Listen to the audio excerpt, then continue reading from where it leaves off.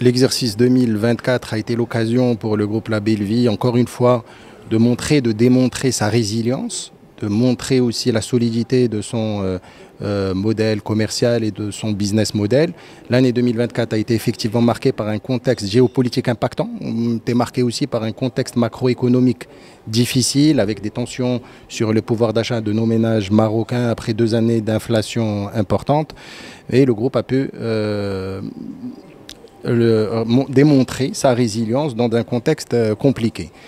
Sur cette année 2024, le groupe a aussi fait un pas important, un premier pas vers la concrétisation de la stratégie 2028, de la vision stratégique 2028 que le groupe a eu l'occasion de présenter lors du Capital Market Day en tout début d'année 2024.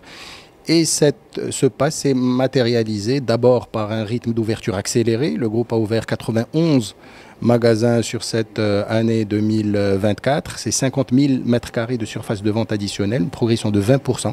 Le groupe est passé d'à peu près 260 000 m² à 310 000 m² de surface de vente. Et ces ouvertures ont concerné l'ensemble des formats d'activité. Nous avons ouvert des supermarchés sous Carrefour Market et sous Carrefour Express. Nous avons ouvert aussi un hypermarché à Bni Mellal en fin d'année. Nous avons pu ouvrir aussi des magasins Atacada en nombre de 6, ce qui montre un peu le renforcement et l'accélération du rythme d'ouverture de ce format-là.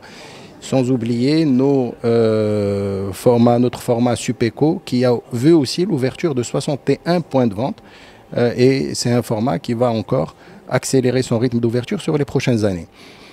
Avec ces ouvertures et dans ce contexte, d'un point de vue purement financier, le groupe a pu augmenter son niveau de chiffre d'affaires de 600 millions de dirhams avec 4% de progression. Et le groupe a pu aussi améliorer sa rentabilité. Notre BE est passé de 1,320 milliard de dirhams à 1,410 milliard de dirhams, soit une progression de 90 millions de dirhams.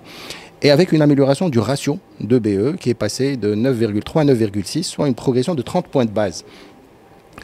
Ça, c'est point de vue rentabilité, notons aussi une grande satisfaction aussi quant aux performances de nos résultats, de notre résultat financier. Le résultat financier s'est nettement amélioré, passant de plus 1 million à plus 44 millions, ce qui démontre aussi la solidité de la politique de financement qu'adopte le groupe aujourd'hui, qui lui permet non seulement de financer à peu près 1 milliard d'investissements nets réalisés par le groupe en 2024, mais de préserver en même temps ses équilibres financiers et d'améliorer aussi ses résultats financiers.